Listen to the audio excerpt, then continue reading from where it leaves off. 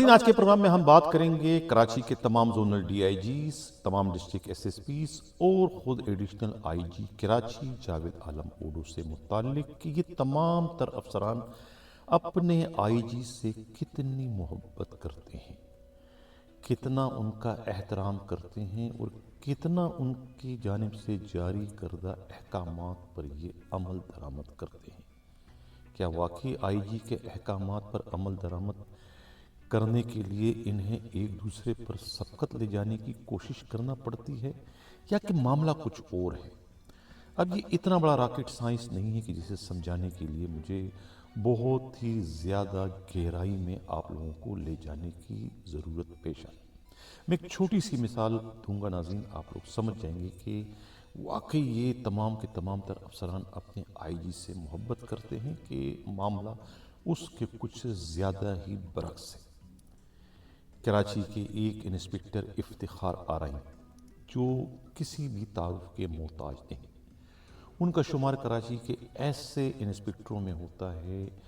جن میں وہ تمام تر خوبیاں، ان میں وہ تمام تر صلاحیتیں کوٹ کوٹ کر بھری ہوئی ہیں جو کہ کسی بھی اچھے ایس ایچ او میں ہونی چاہیے۔ یہ میرا دعویٰ ہے کہ کراچی کے بہت سارے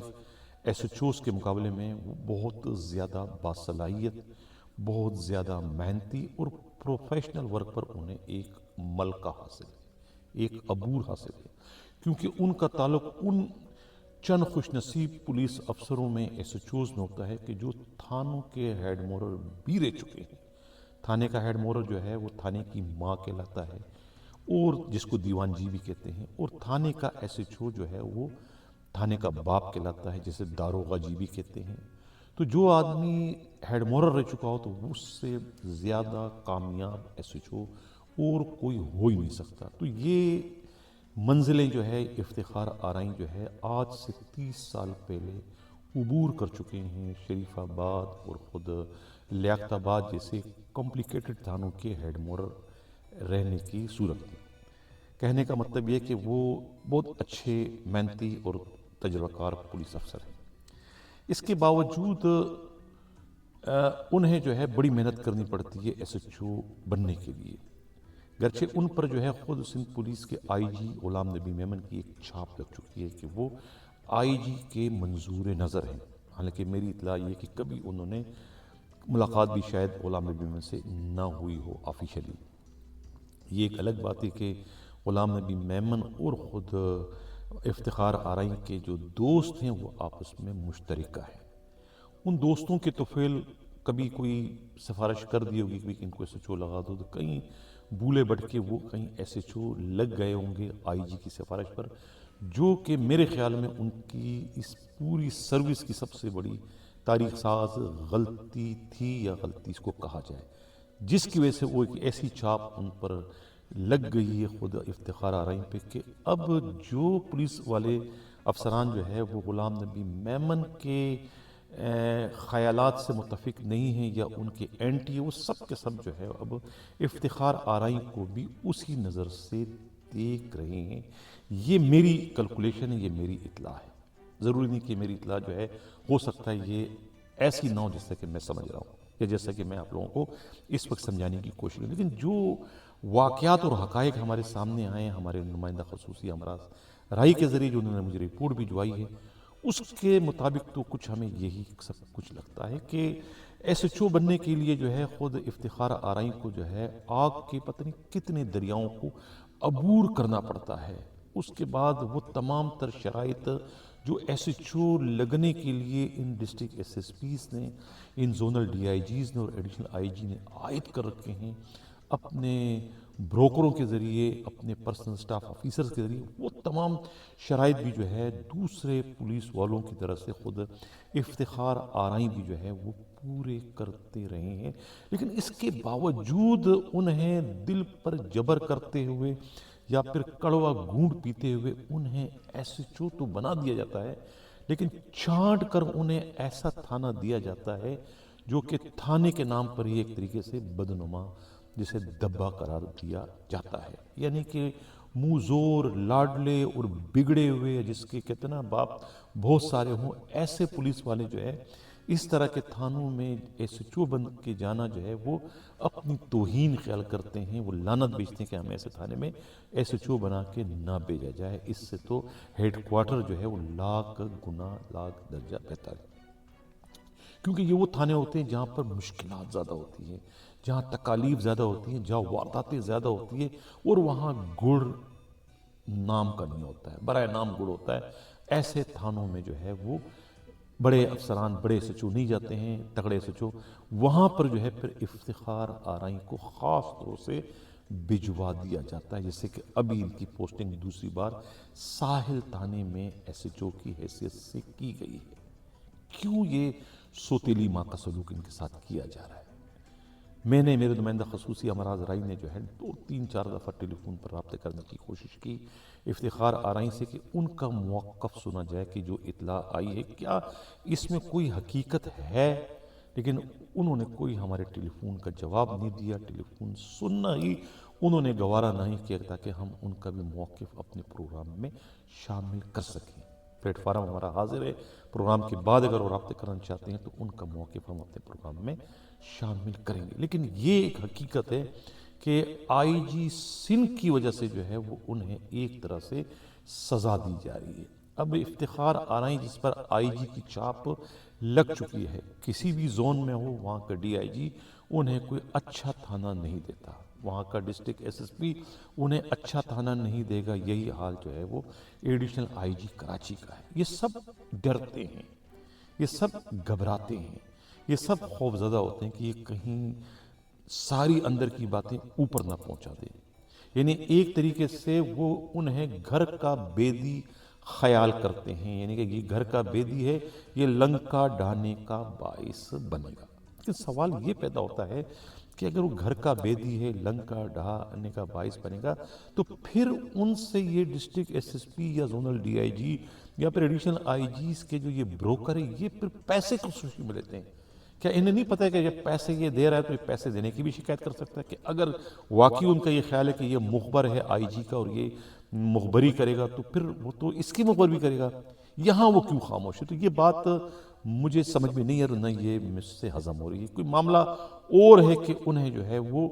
تھانہ تو دیا جا رہا ہے، لیکن تھانہ جو وہ مانگتے ہیں وہ انہیں نہیں دیا جا رہا۔ پچھلے دنوں جو ہے پہلے ان کی آرام باغ تھانے میں سے ایس ایچ او کی سے پوسٹنگ کر دی گئی تھی، لیکن وہ تمام کے تمام ایس ایچ او کی جو آرڈر کینسل ہوئے تھے اس میں ان کا بھی آرڈر کینسل کر دیا گیا تھا، لیکن اس ایس ایچ او پرویز کی ریٹائرمنٹ کے بعد پھر دوبارہ ان سے کہا گیا کہ آپ آرام باغ جائیں، لیکن آرام باغ تھانہ بھی انہی تھانوں میں شامل ہے جہاں کام بہت ہے اور اجرت کم ہے۔ جب کہتے ہیں نا کہ آسمان سے گرا کھجور میں اٹکا، جب انہوں نے وہ تھانہ سے منع کر دی، انکار کر دی، تو یہ خیال تھا کہ انہیں کوئی کلدری جیسا تھانہ مل جائے یا کوئی کیماڑی جیسا تھانہ مل جائے، کوئی جیکسن تھانہ مل جائے، کوئی ڈاکس مل جائے، کوئی موچکو مل جائے، کوئی اتحاد ٹاؤن مل جائے، کوئی شیر شاہ مل جائے، لیکن نہیں، انہیں پھر ساحل تھانے میں پھینک دیا گیا، جہاں وہ پہلے ہی ہاتھ جوڑ کی بڑی مشکل سے جو ہے اس تھانے سے اپنا پیچھا چھڑوا چکے تھے، لیکن اب پھر انہیں کیک کی طرح سے پلیٹ میں رکھ کر جو ہے وہ تھانہ ان کے سپرد کر دیا کہ میرے آقا یہ لے لیں، آپ تھانہ ہم نے آپ کو دے دیا۔ تو یہ اب آئی جی سے محبت ہے ان زونل ڈی آئی جیز کی، ڈسٹرکٹ ایس ایس پیز کی، ایڈیشنل آئی جی کراچی کی، یا کہ آئی جی سے بدترین قسم کی نفرت ہے؟ یہ بڑا لمحہ فکریہ ہے سندھ پولیس کے آئی جی غلام نبی میمن کے لیے۔ افتخار آرائی تو کہیں نہ کہیں لگ جائے گا، جب وہ غلام نبی میمن نہیں تھے آئی جی تب بھی وہ ایس ایچ او تھے، جب غلام نبی میمن نہیں رہیں گے تب بھی وہ ایس ایچ او ہیں۔ ان میں نے کہا نا کہ وہ تمام تر صلاحیتیں کوٹ کوٹ کر بھری ہوئی ہیں، انہیں ایس ایچ او بننا جو ہے جس طرح دوسرے لوگ ایس ایچ او بنتے ہیں جس طرح وہ بھی ایس ایچ او بنیں گے، ظاہر پولیس افسر ہیں۔ لیکن یہ جو سلوک ان کے ساتھ اس وقت کیا جا رہا ہے، تو یہ سلوک جو ہے ان کے ساتھ نہیں ہو رہا ہے، یہ سلوک جو ہے وہ آئی جی کے ساتھ ہو رہا ہے۔ اس پر آئی جی کو جو ہے وہ ٹھنڈے دل و دماغ سے سوچنے کی ضرورت ہے۔ ابھی وہ سیٹ پر بیٹھے ہوئے ہیں، ابھی وہ آئی جی ہیں، ابھی یہ تمام ڈسٹرکٹ ایس ایس پیز کی، زونل ڈی آئی جیز کی ایس سی آر وہ لکھنے کے مجاز ہیں، یہاں تک کہ خود ایڈیشنل آئی جی کراچی کے بھی، لیکن اس کے باوجود آپ اندازہ لگائیں کہ کتنے تگڑے ہیں یہ زونل ڈی آئی جیز، کتنے تگڑے ہیں یہ ڈسٹرکٹ ایس ایس پیز کتنے تگڑے ہیں یہ گریڈ 21 کے افسران جنہیں اپنے آئی جی کے غیظ و غضب کا کوئی فکر ہی نہیں ہے، کوئی انہیں ڈر ہی نہیں ہے کہ آئی جی ہمارا کچھ کر ہی نہیں سکتا۔ اس سے تو یہ سب کچھ ہمیں پتہ چلتا ہے افتخار آرائیں جیسے ایک اچھے انسپکٹر کے ساتھ اس طرح کے سوتیلی سلوک کرنے کی شکل میں، یہ سلوک ان کے ساتھ نہیں، آئی جی غلام نبی میمن کے ساتھ ہو رہا ہے، اور آئی جی غلام نبی میمن کے لیے بھی یہ نوشتہ دیوار ہے۔ اب آئی جی ہوتے ہوئے جب ان کے لاڈلوں کے ساتھ یا ان کے پولیس والوں کے ساتھ جن پر ان کی چھاپ لگی ہوئی اگر یہ سلوک ہو رہا ہے تو کل جب ان کا ریٹائرمنٹ کی بات تو دور کی بات ہے، ریٹائرمنٹ کے بعد تو ان کا اپنا گن مین بھی اس کو سلوٹ نہیں کرے گا بلکہ پہچاننے سے انہیں انکار کر دے گا۔ ٹرانسفر ہونے کے بعد بھی کوئی انہیں نہیں پہچانے گا کہ تم کون ہو، کہاں سے آئے ہو، کس کھیت کی مولی ہو، کوئی نہیں پوچھے گا۔ یہ پولیس کا بیڑا ہے، اس پولیس کے بیڑے میں جو ہے بے رخی جو ہے وہ کوٹ کوٹ کر بھری ہوئی ہے۔ بڑے طوطا چشم لوگ ہیں، یہ چڑھتے سورج کے پجاری ہیں، بھول جاتے ہیں کہ تو کون تے میں کون۔ آج نن لال کی پوسٹنگ ہو گئی ہے شیرشاہ تھانے میں۔ نن لال بہت پروگرام میں اس پہ کر چکا ہوں۔ صدر پاکستان ایوان صدر سے ٹیلی فون آتے ہیں، بڑے بڑے مالشی فون کرتے ہیں انہیں ایس ایچ او لگانے کے لیے۔ اب یہ جو ایس ایچ او لگ گئے ہیں تو یہ بھی ایک طریقے سے سندھ پولیس کے آئی جی غلام نبی محمد کی ہار ہوئی، ان کے ریٹ کو چیلنج ہے۔ ان کی پوسٹنگ رکوانے کے لیے انہوں نے خود وزیر اعلیٰ سندھ کا کاندھا استعمال کیا تھا کہ یہ تو یہ کہتا ہے، تو یہ کہتا ہے، یہ تو یہ کہتا ہے کہ کوئی میرا یہ کاٹ لے، میرا وہ کاٹ لے، میرا کوئی کچھ نہیں بگاڑ سکتا ہے۔ بالآخر وہ بھی